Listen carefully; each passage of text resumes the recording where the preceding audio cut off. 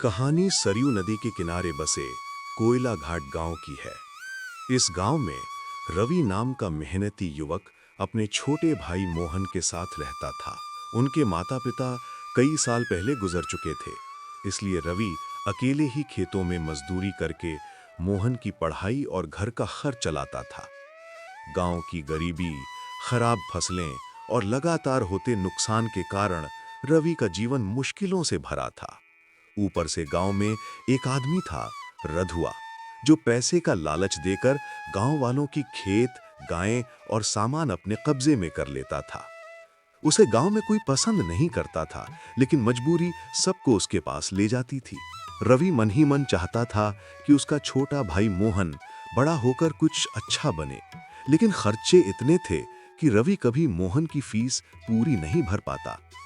एक दिन स्कूल से वापस आते हुए मोहन ने बताया कि फीस न भरने पर भैया, स्कूल वाले कह रहे थे कि अगर फीस नहीं भरी तो मुझे निकाल देंगे। रवि को यह सुनकर बहुत दुख हुआ। चिंता मत कर मोहन, मैं कुछ न कुछ कर लूंगा। अगले दिन गांव की गरीबी, ऊपर से गांव में रधुआ। अरे रवि, फिर से पैसे चाहिए क्या? जमीन रख दे, पैसे ले जा। नहीं रधुआ, इस बार नहीं, मैं कोशिश खुद करूंगा। रात को रवि जंगल की ओर चला गया ताकि थोड़ी देर अकेला रहकर सोच सके, लेकिन रास्ता लंबा था और वो थककर एक पुराने पेड़ के नीचे खड़ा हो गया। हे भगवान, मैं अपने भाई की पढ़ाई कैसे करवाऊं? थोड़ी ही देर बाद उसे पास के झाड़ियों से अजीब सी थाप की आवाज सुनाई दी। ये कैसी आवाज है? रवि सावधानी से आगे बढ़ा और उसने देखा कि जमीन में आधा दबा हुआ एक पुराना सुंदर सा ढोल रखा है। उसकी लकड़ी चमक रही थी और उस पर अजीब अजीब निशान बने थे। ढोल? यहाँ जंगल में? जिज्ञासा में उसने ढोल उठाया और एक हल्की सी थाप मार दी।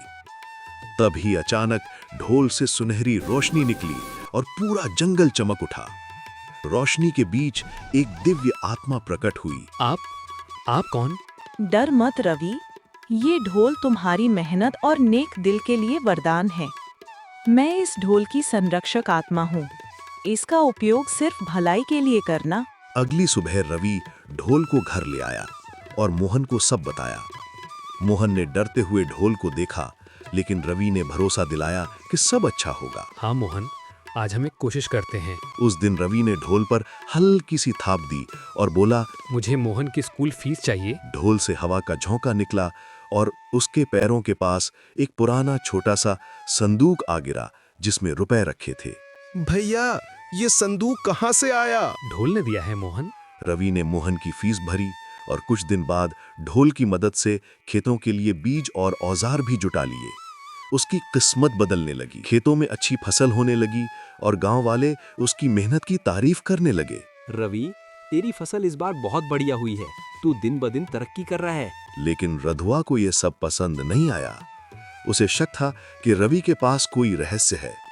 एक दिन उसने रवि का पीछा किया और ढोल को देख लिया। तो यही है रवि की तरक्की का राज। अब ये मेरा है। लालच में उसने वो ढोल चुराने की कोशिश की, लेकिन जैसे ही उसने ढोल पर थाप मारी, ढोल से काला धुआं निकला और रधुआ जमीन पर गिर पड़ा।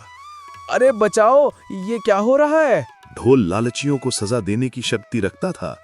दूसरी सुबह जब वो बदहवास हालत में उठा तो डर के मारे उसने गांव वालों को सब बता दिया। गांव वालों को सच पता चला और उन्होंने रवि का सम्मान करना शुरू कर दिया।